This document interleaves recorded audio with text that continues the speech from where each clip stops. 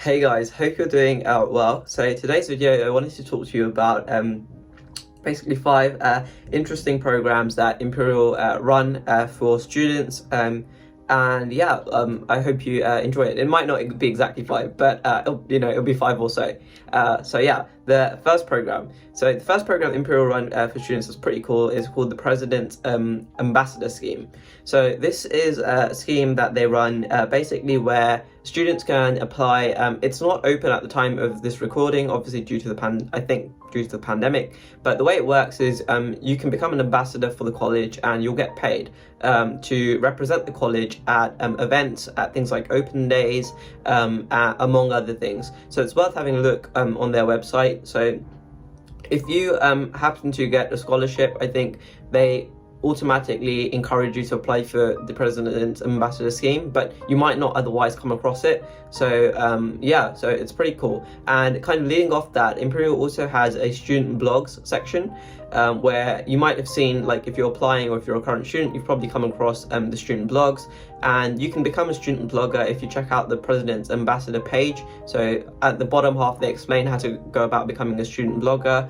And again, that's paid. It's a paid opportunity, although at this point in time, so when I'm recording this video, and this is in January 2021, they're not currently taking new applicants. So it's worth checking out all the same. So the next program that Imperial run that is pretty cool is the Outreach STEM Ambassador Program. So this one is slightly different to the President's Ambassador Scheme. So the role is very similar in that you're an ambassador for Imperial and it's STEM.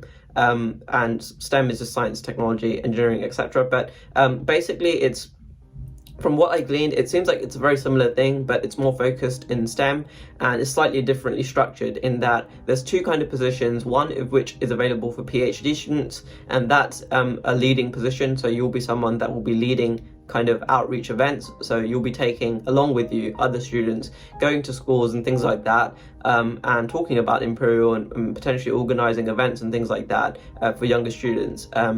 That are in like sixth form and stuff. That's what my assumption is. But again, I'll link the website. But if you're an undergrad, there's a kind of a slightly different position. So you won't be the leader, but you'll be a support person. So the PhD student will be the leader and you'll be in a support position. But again, it is a paid opportunity. So if you want to become an outreach STEM ambassador for Imperial, that is also worth checking out. The third one, so the third opportunity or program that Imperial runs that's pretty cool for students is the Horizons program. So all Imperial current students will be aware of this, but if you're kind of a potential student, you might not have heard of it yet. Horizons is really cool. It's about broadening your horizons. So it's basically taking extra classes, sometimes full credit, most of which are not full credit, at least for first years anyway. And basically you get to study these kind of interesting things on Tuesday afternoons. They usually run, I think, between 4 and 6 once a week. It's not for credit, so you can fail and nothing's really going to happen unless you're doing one that is for credit. But again, it's not common for first year ones to be full credit. The program runs every year, so you can do it first year, second year, third year, fourth year, fifth, for medics, fifth and sixth year as well. And yeah, you can there's loads of really different interesting things you can study in a Horizons module. So there are different modules. So for example, there's one earlier this year that was on the criminal mind. There's some on global challenges, there's some on how to improve your employability, there's some on kind of science fiction, some on history, the history of medicine, creativity. There's all these different interesting ones. There's also languages ones, so you can do a British Sign Language course, and it's all free and available for Imperial students to do as an extra class. So that's worth checking out. Again, I will put a link in the description box, so if you want to check this out, you can. So that's the Horizons program. So the next thing I want to talk about is the Imperial Award. So Imperial have a special award where there's basically 4 kind of determinants of this award.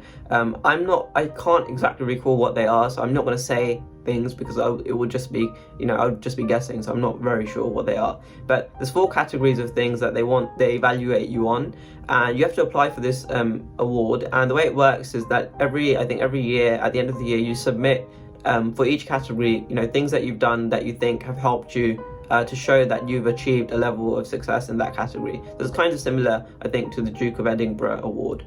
And basically what it means is at the end, if they kind of accept that, yeah, you've done things to show that you've excelled in that given category, so it might be things like teamwork, might be one category, and you show, so let's say you've been part of a society, or you've been kind of an academic rep or something like that, and you've worked in a team, then that will probably be accepted. Sorry, I'm talking really quick, but yeah, and essentially at the end of your studies, so when you graduate, you will get a extra thing which will list the Imperial Award alongside your whatever kind of class of classification you get. That's a great word, isn't it, Krish? Class of classification. What does that even mean? What I mean is where they write if you got a first, a 2-1, whatever, underneath it, I assume it will also say that you've completed an Imperial Award. So yeah, those were, I think I covered 4 things there. Those were the main things. I'm gonna have a quick look on my laptop to see if there's anything else that I've forgotten that I wanted to kind of mention to you guys.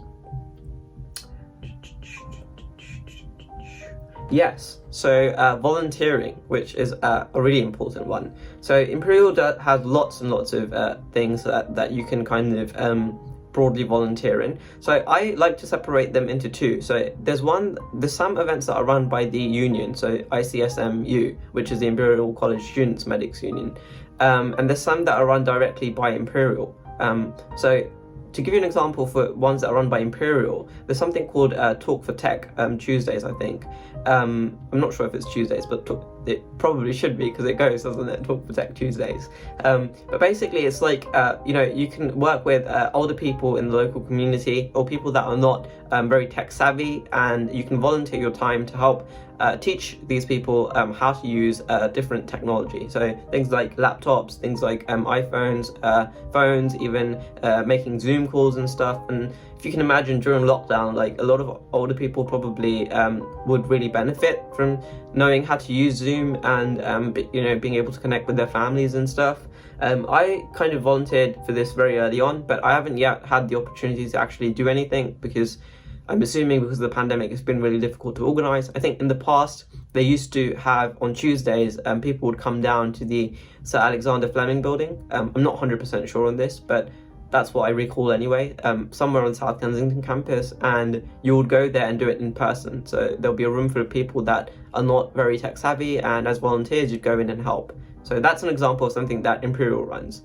So ICSMU run something called Raising and Giving, RAG, which when you come to Imperial you realise is quite a big deal. It's something that runs through almost all different societies. I've heard it from loads of different students, Raising and Giving, and it's exactly what it sounds like. It's about raising money for charity and giving to charity, and they do loads of different events and stuff throughout the year. So just earlier this year, so during pandemic, so just after Christmas, they I think it was them that organised a Strava, the running app, right, with loads of different societies, so raising money by encouraging people to kind of collaborate and do physical activity and upload it onto the running app that is either Strada or Strava. So yeah, volunteering is it's a big deal at Imperial, and it's there's loads of different ways to get involved. Those are just 2 of the programs. There's loads of other interesting there's one where every year, I think, well, obviously not this year given the pandemic, but when the museums are open again, some students volunteer to help organize launch special events at the museums.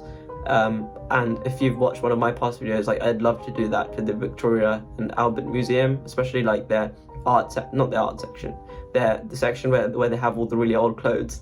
So yeah, that'd be pretty cool if they'd done that. So yeah, those are 5 interesting cool kind of things, programs that Imperial students have access to. So I hope you found that interesting, especially if you're a potential applicant. I hope it's kind of whetted your appetite to come to Imperial, and you'll find when you actually come, there's even more stuff. That's just kind of touching the surface. There's so much more, and yeah. And before I kind of end this video on a love affair with Imperial, I'll stop. So I hope you enjoyed it. And yeah, leave any comments or anything that you found interesting, or if you're a student, like a current student, and you know about other interesting programs, feel free to comment. And yeah, cool. Thank you for watching. Take care, guys. Bye.